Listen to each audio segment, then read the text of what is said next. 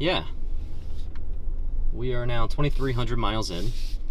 I've had this truck approximately 5 months, I think. Where we live, don't really have a whole lot of reason to drive too frequently, unless we're going out of town and checking some things out. So everything in Kirkland, Bellevue, the east side, it's really close. You just don't drive that much, especially not as much as I'm used to. So we barely put any miles on our cars. Our Jeep has, I think, 11,000 miles on it, and it is coming up on 2 years old. But yeah, not to say that I don't like driving it, just don't have a whole lot of reason or opportunity to outside of going somewhere. Which is kind of why I bought this truck. We wanted something that was a little bit more comfortable to take on road trips. The first weekend I had it, we went up to a place just outside of Leavenworth, Washington, and rented a cabin in the mountains for a little bit. Cut to some drone footage of that right here.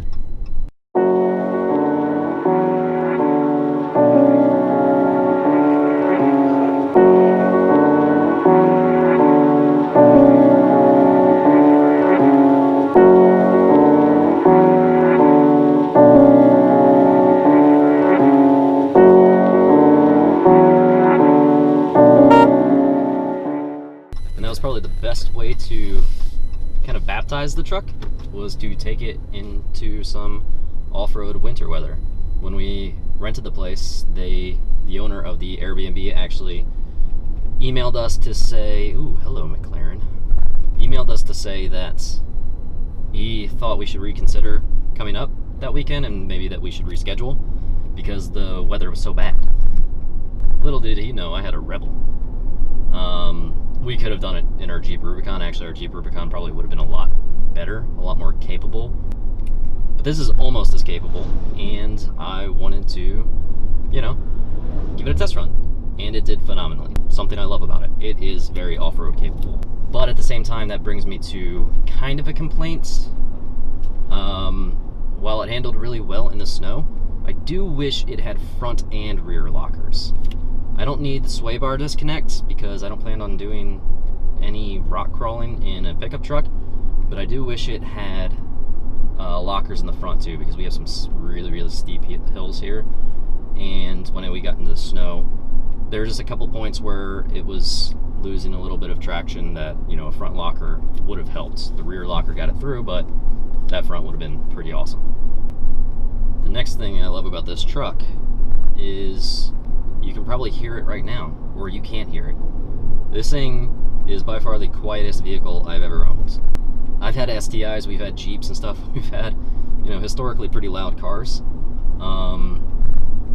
And this thing it doesn't feel like a pickup at all. It's just the way it rides, the way it handles, the way it sounds. All that noise is actually because of the new Nerf bars I put on there. They're actually loud as hell. And when it comes to comfort, I don't really know what the base Rebel comes with, and that is not meant to be some sort of humble brag, but I got the one that I could. I got the Rebel that I could, and I got this one really because it was just an incredible deal. The Msrp on this was over 60,000, and they were selling it for 50. And it has the 12-inch screen, it's got leather, it's got heated seats, it's got lumbar support, it's the crew cab, it has a tonneau cover, it's got everything that I wanted, with the exception of the sunroof, but my wife wanted the sunroof more than I did.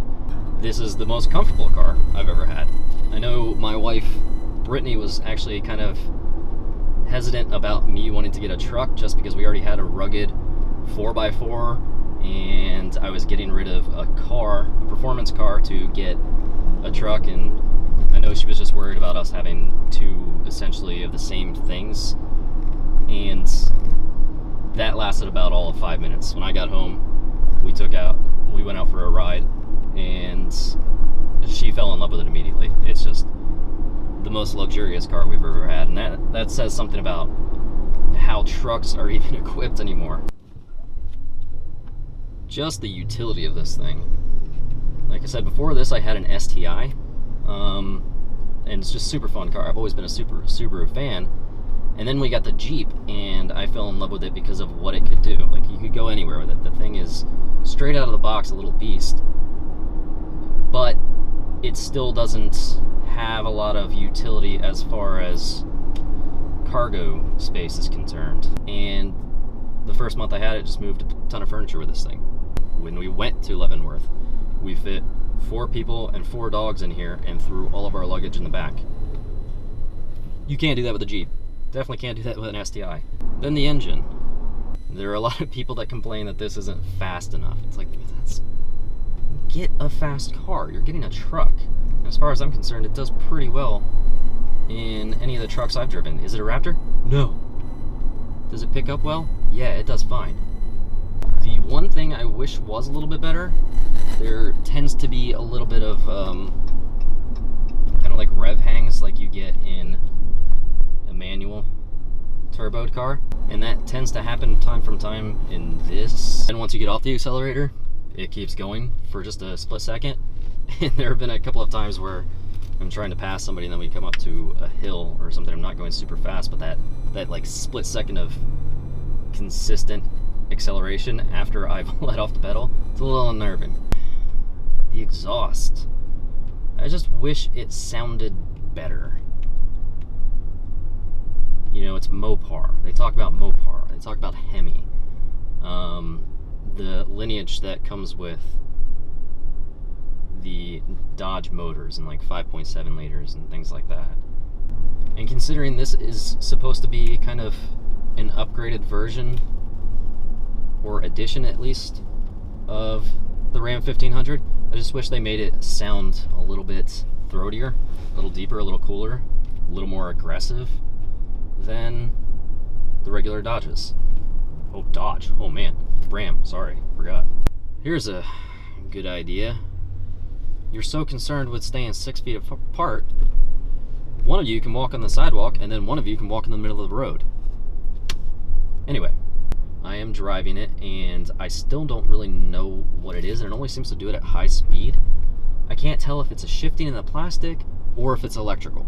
And the reason I say that is because it's a weird loud pop, and it's only happened when I've had navigation on and something comes through the speaker. Like I said, sounds like some big weird loud pop, and I can't replicate it. So that's about the only thing so far with actual mechanical performance concerned that I'm not gonna go there. That seems to be a bit of an issue for me. The Ram box. Love the Ram box. The Ram box is great. The Ram box is almighty. The Ram box is the beginning. The Ram box is the end. But the Ram box doesn't always close, because then I was driving, I hit a bump, and it popped open. It was the side carrying tools that popped open, and I was about to get on the highway. Now, had I gotten onto the highway and then hit some other bump without noticing that my Ram box had popped open, and that bag flies out and hits some other car, that's some damage, and I'm liable. So that's not cool, Ram.